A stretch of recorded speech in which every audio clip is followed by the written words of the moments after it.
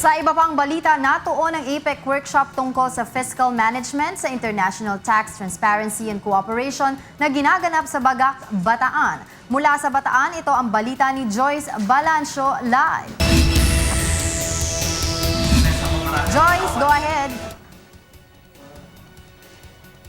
Yes, magandang gabi sa iyo, Angela. Bilang bahagi nga ng serye ng pulong ng Asia-Pacific Economic Cooperation o APEC sa ating bansa, isinagawa na yung ikalawang araw ng workshop on fiscal management through transparency and reforms. Itong pulong na ito, Angela, dinaluhan ito ng APEC delegates pati na rin mga kinatawan mula sa multilateral agencies at international organizations.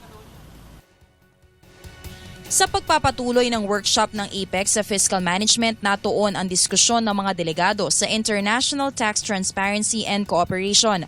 Natalakay ang issue ng tax crimes at iba pang financial crimes, katulad ng money laundering, tax evasion at korupsyon sa gobyerno. Ayon kay Richard Parry ng the Organization for Economic Cooperation and Development, o OECD, mahigit 3.6% ng global gross domestic product ng Asia-Pacific region ang nawawala dahil sa tax crime. Sinabi ni Parry na kailangan ng mekanismo upang panagutin ang ilang individual at multinational enterprises na hindi nagbabayad ng tamang buwis. Upang maiwasan na lumala ang kaso ng tax evasion, makatutulong para sa Asia-Pacific region ang pagkakaroon ng mabilisang palitan ng mga impormasyon o ang tinatawag na automatic exchange of information. Dito ay malaya makukuha ng isang individual o pamahalaan ang impormasyon ukol sa isang tao, pribado man o opisyal ng pamahalaan ukol sa kanyang paraan ng pagbabayad ng buwis. But the information will allow governments to risk assess, to decide whether there is a tax risk with regard to their particular taxpayers, large taxpayers in particular.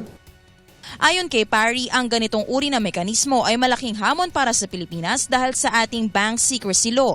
Ito ay dahilang protektado ng batas na ito ang pag-uungkat tungkol sa pinansyal ng isang pribadong individual, kaya't hindi agarang nakikita ng ating pamahalaan kung nakakagawa na ito ng money laundering, fraud at iba pa.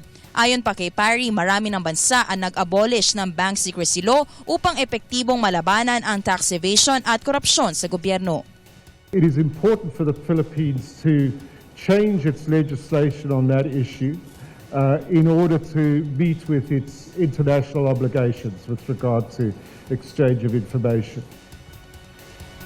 Angela, isa nga sa mga nagsalita dito sa workshop na ito, yung Director ng Bureau of Local Government Finance na si Sir Jose Arnold Tan. At sinabi nga niya na bilang pakikiisa nila sa pagsusulong ng government transparency, merong programa yung Department of Finance na ang tinatawag ay Score ng Bayan. Dito, Angela, yung minamarkahan nila or nire-rate nila or nirarank nila yung specific local government units base sa revenue growth nila kada taon. At hinihikayat ng Department of Finance itong LGUs na sumunod sa probisyon ng local government code na nagsasabing kailangan monthly ay pinapaskil nila sa kanilang mga opisina yung detailed revenues and expenditures ng lokal na pamahalaan nang sa gayon ay malinaw sa kanilang mga nasasakupan kung napupunta nga ba sa tamang mga proyekto at serbisyo yung kanilang mga binabayaran na buwis. Angela? Maraming salamat, Joyce Balancio live na nag-ulat mula sa Bataan.